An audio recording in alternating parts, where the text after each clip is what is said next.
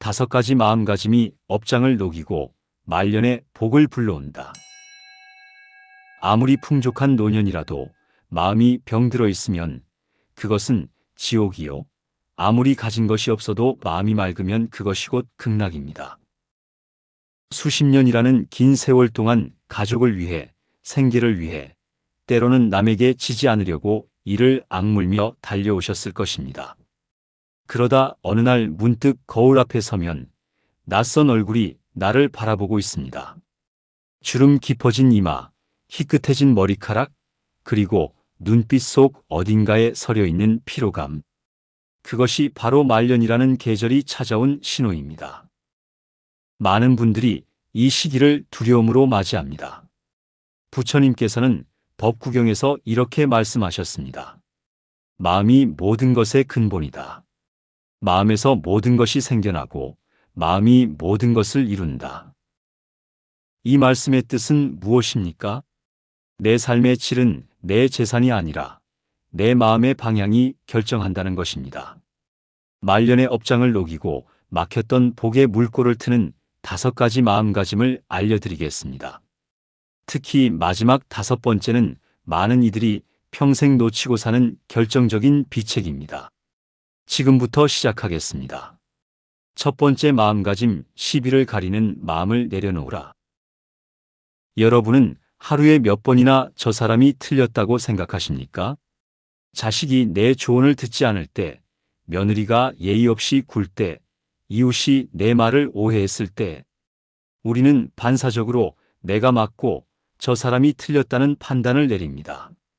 그리고 그 판단을 증명하기 위해 에너지를 쏟아붓습니다. 하지만 여러분, 평생 그 싸움에서 이기신 분이 계십니까? 이겨서 정말 행복해지신 분이 계십니까? 화엄경에는 이런 말씀이 있습니다. 일체유심조. 모든 것은 오직 마음이 만들어낸다는 뜻입니다. 상대가 내게 잘못했다고 느끼는 것도, 상대가 옳지 않다고 판단하는 것도 모두 내 마음이 만들어낸 하나의 그림자입니다. 실제 세상에는 절대적으로 옳은 것도 절대적으로 그른 것도 없습니다. 오직 각자의 업이 만들어낸 인연의 무늬가 있을 뿐입니다. 한 이야기를 들려드리겠습니다. 경기도의 한 시골 마을에 이른이 넘은 할머니가 한 분 계셨습니다. 이 할머니는 평생을 시비를 가리는 것으로 유명하셨습니다. 마을 어디서든 싸움이 나면 반드시 가운데 끼어들어 누가 옳고 그른지를 따지셨습니다. 그러다 보니 나이가 들수록 주변에 사람이 하나둘 멀어지기 시작했습니다. 자식들도 전화를 꺼리고 이웃도 인사만 하고 지나쳤습니다. 할머니는 그럴수록 더 억울하고 화가 나셨습니다. 내가 뭘 잘못했다고? 내가 다 옳은 말만 한 건데. 그 마음이 가슴속에 쌓이고 쌓여 결국 마음의 병으로 이어졌습니다. 반대로 바로 옆마을에 비슷한 연배의 할아버지가 한 분 계셨습니다. 이 할아버지는 어떤 말을 들어도 그럴 수도 있지, 그 사람 입장에선 그랬겠지 하며 웃어 넘기는 분이었습니다. 마을 사람들은 모두 이 할아버지 곁으로 모였습니다. 자식들도 자주 찾아오고 손자들도 할아버지 옆에서 놀기를 좋아했습니다. 80이 넘어서도 얼굴에서 빛이 났고 몸도 또래보다 훨씬 건강하셨습니다. 이 두 분의 차이는 무엇이었을까요? 재산도 아니고 학력도 아니고 바로 시비를 가리는 마음을 내려놓았느냐, 붙들고 있었느냐의 차이였습니다. 부처님께서는 말씀하셨습니다. 승리는 원한을 낳고 패자는 고통 속에 산다. 이기고 지는 것을 다 버린 사람은 고요하고 행복하게 산다. 이기려는 마음을 내려놓을 때 역설적으로 그 사람의 품격이 높아지고 주변에 사람이 모이며 진정한 복이 찾아옵니다. 두 번째 마음가짐, 과거의 나와 결별하라. 내가 젊었을 때는 말이야. 혹시 이 말을 자주 하시지는 않습니까? 인생의 말년에 가장 흔하게 만나는 함정이 바로 이 과거의 나에 대한 집착입니다. 한때 사업으로 잘 나가던 나, 회사에서 중요한 자리에 있던 나, 마을에서 한 소리 하던 나. 그 시절의 영광에 붙들려 있으면 지금의 나는 늘 초라하게만 느껴집니다. 반대로 과거의 실수와 후회에 붙들려 있으면 그것이 돌덩이가 되어 현재의 발목을 잡습니다. 불교에서는 이를 아집이라고 합니다. 내가 한때 이런 사람이었다는 고정된 관념에 매달리는 집착입니다. 금강경에서 부처님은 이렇게 말씀하십니다. 과거의 마음도 얻을 수 없고 현재의 마음도 얻을 수 없으며 미래의 마음도 얻을 수 없다. 이 말씀은 과거의 나에 집착하지도 말고 미래를 두려워하지도 말고 오직 지금 이 순간 깨어 있으라는 가르침입니다. 어느 선방에 노스님 한 분이 계셨습니다. 젊은 시절 잘못된 인연으로 남에게 큰 피해를 준 적이 있어 평생 그 죄책감을 안고 사셨습니다. 어느 날 한 젊은 스님이 여쭈었습니다. 스님, 왜 그렇게 늘 표정이 무거우십니까? 노스님이 대답하셨습니다. 내가 지은 죄가 태산 같아서. 젊은 스님이 다시 여쭈었습니다. 잘못된 인연의 그 사람은 지금도 살아있습니까? 노스님은 한동안 침묵하시다가 답하셨습니다. 아니다. 그 사람은 이미 오래전에 죽었다. 이 한마디에 노스님은 눈물을 흘리며 오래된 짐을 내려놓으셨다고 합니다. 여러분도 마찬가지입니다. 과거의 실수를 반복하지 않는 것이 참된 참회이지 그 기억을 안고 매일 자신을 벌주는 것은 참회가 아니라 업을 더 두텁게 쌓는 행위입니다. 반대로 과거의 영광에 집착하는 것도 마찬가지의 함정입니다. 내 전성기에는 하며 지금의 자신을 깎아내리면 지금 이 순간 내 앞에 찾아오는 새로운 인연과 기회를 모조리 놓치게 됩니다. 부처님께서 말씀하신 매 순간 새로 태어남, 이것이 말년의 가장 큰 수행입니다. 세 번째 마음가짐, 입을 닫고 귀를 여는 무언의 지혜. 나이가 들수록 왜 말이 많아지는지 아십니까? 그것은 인정받고 싶다는 욕구가 더 커지기 때문입니다. 젊었을 때는 능력으로 인정받을 수 있었지만 말년에는 그 자리를 잃고 나면 말로라도 존재감을 증명하려 합니다. 그러나 그것이 오히려 역효과를 냅니다. 자바함경에서 부처님은 말씀하셨습니다. 말이 많으면 실수도 많아지고 실수가 많으면 업장도 많아진다. 지혜로운 자는 말을 아끼고 침묵 속에서 덕을 쌓는다. 불교에서는 입으로 짓는 죄를 특별히 구업이라 하여 무겁게 경계합니다. 구업에는 크게 네 가지가 있습니다. 거짓말, 이간질하는 말, 남을 헐뜯는 말, 쓸데없이 꾸며대는 말. 이 네 가지가 쌓이고 쌓이면 아무리 몸으로 선행을 해도 그 공덕이 녹아버립니다. 이런 이야기가 전해집니다. 인도의 한 마을에 덕 높은 바라문이 살고 있었습니다. 어느 날 부처님 제자인 아난다 존자가 그 마을을 지나게 되었는데 마을 사람들이 말했습니다. 저 바라문은 평생 좋은 일만 했는데 왜 말년에 이리도 불행합니까? 아난다 존자가 바라문을 만나보니 하루에도 수십 번씩 이웃의 허물을 입에 올리고 자식을 공개적으로 비난하며 지나간 원한을 되새기는 습관이 있었습니다. 아난다 존자는 조용히 말했습니다. 당신이 지은 선업은 손바닥만 하고 말로 지은 구업은 태산만 합니다. 그러니 선업의 복이 닿기 전에 구업의 과보가 먼저 오는 것입니다. 여러분 주변을 한번 살펴보십시오. 말년에 진짜 복받은 어른들을 보면 공통점이 있습니다. 그분들은 대체로 말이 적습니다. 꼭 필요한 말만 합니다. 그러나 할 말을 할 때는 따뜻하고 힘이 있습니다. 반면 말년에 고독하고 불행한 어른들은 쉬지 않고 말을 쏟아냅니다. 대부분 남의 허물이거나 과거의 억울함이거나 현재의 불만입니다. 말을 줄이면 어떤 일이 일어날까요? 첫째, 실수가 줄어듭니다. 둘째, 내가 하는 말의 무게가 달라집니다. 자주 말하는 사람이 말은 흘러가지만 드물게 말하는 사람의 한마디는 오래 남습니다. 셋째, 듣는 능력이 생기면 상대의 마음을 읽게 되고 그것이 곧 지혜가 됩니다. 네 번째, 마음가짐, 텅 빈 충만을 즐기는 고독의 힘.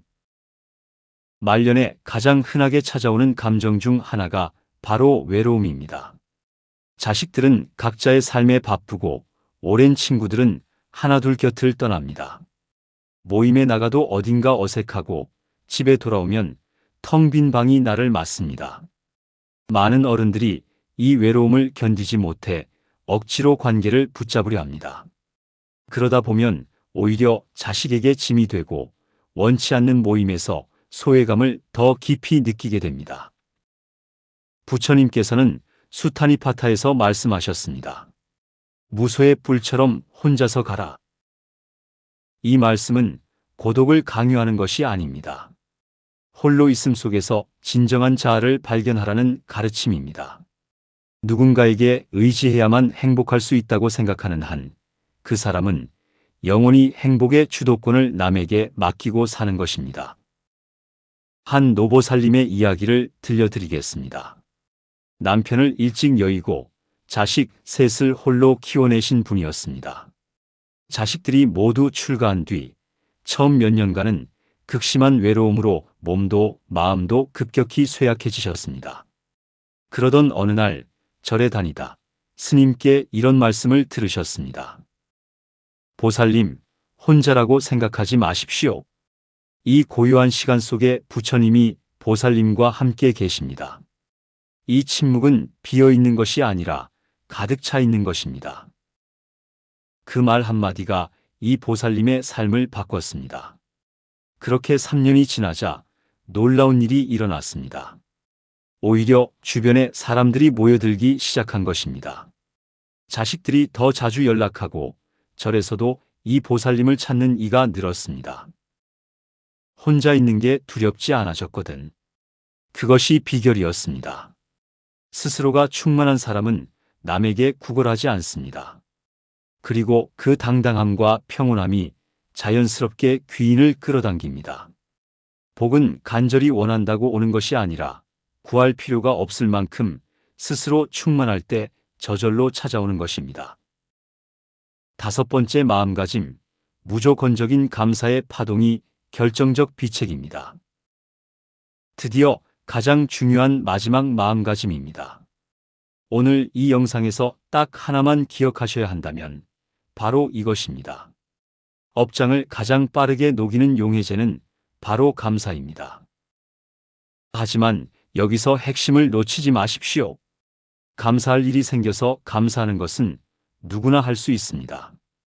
그것은 반응적 감사입니다. 부처님께서 가르치신 것은 그 차원이 아닙니다. 아무것도 없는 상황에서도, 심지어 고통 속에서도 감사를 먼저 내는 것, 그것이 업장을 녹이는 진정한 감사의 수행입니다. 왜 그럴까요? 불교의 가르침에 따르면 업이란 마음의 에너지가 굳어진 것입니다. 부정적인 생각과 감정이 반복될수록 그 에너지가 쌓여 업장이 됩니다. 반면 감사의 마음은 마음속 깊이 자리 잡은 부정의 에너지를 정화하고 녹여냅니다. 이는 단순한 마음의 위안이 아닙니다. 자포장경에는 선한 마음을 내면 그 공덕이 먼저 자신에게 돌아온다고 하였습니다. 감사는 가장 순수한 선심이며 따라서 그 공덕이 즉시 자신에게 돌아오는 가장 강력한 수행입니다. 사례를 하나 말씀드리겠습니다. 76의 할아버지 한 분이 계셨습니다. 사업 실패, 자식과의 불화, 오랜 병고로 삶이 그야말로 뒤죽박죽이었습니다. 어느 날 이 할아버지가 절에 찾아와 스님께 하소연했습니다. 스님, 저는 이제 살아야 할 이유가 없습니다. 남은 것이 아무것도 없어요. 스님이 조용히 물었습니다. 지금 숨을 쉬고 있습니까? 두 눈으로 저를 보고 있습니까? 걸어서 여기까지 오셨습니까? 스님이 말했습니다. 그렇다면 오늘 감사할 것이 벌써 세 가지입니다. 처음에는 억지로 시작된 감사였습니다. 하지만 스님의 권유로 매일 밤 잠들기 전 감사한 것 5가지를 적기 시작했습니다. 처음 한 달은 쥐어짜내듯이 써야 했습니다. 오늘 밥을 먹었다. 비가 안 왔다. 무릎이 그나마 덜 아팠다. 이런 것들이었습니다. 그런데 석 달이 지나자 기적 같은 일이 일어났습니다. 멀어졌던 큰아들이 먼저 전화를 해왔습니다. 오랫동안 앓던 지병이 조금씩 나아지기 시작했습니다. 새로운 이웃과 좋은 인연이 생겼습니다. 할아버지는 말했습니다. 감사를 적으면서 내가 얼마나 많은 것을 이미 가지고 있었는지를 알게 되었습니다. 이것이 감사의 힘입니다. 감사는 우리가 없는 것에 집중하는 습관을 깨뜨리고 있는 것을 보는 눈을 뜨게 합니다. 그 눈이 열리면 그동안 보이지 않던 복이 사실은 우리 곁에 이미 와 있었음을 발견하게 됩니다. 법화경에는 이런 비유가 나옵니다. 가난한 사람의 옷 속 깊숙이 보물이 꿰매어져 있었지만 그 사람은 평생 그것을 모르고 가난하게 살았다는 이야기입니다. 감사의 눈이 열린다는 것은 바로 그 보물을 발견하는 것입니다. 복이 없는 것이 아니라 복을 알아보는 눈이 없었던 것입니다. 5가지 마음가짐을 살펴보았습니다. 시비를 내려놓고 과거의 나와 결별하며 말을 줄이고 귀를 열며 고독 속에서 충만함을 찾고 매 순간 감사를 실천하는 것. 이 5가지는 어느 하나도 돈이 들지 않습니다. 특별한 재능이 필요하지도 않습니다. 오직 마음만 있으면 됩니다. 부처님께서는 임종 직전에 제자들에게 마지막으로 이런 말씀을 남기셨습니다. 모든 형성된 것은 무상하다.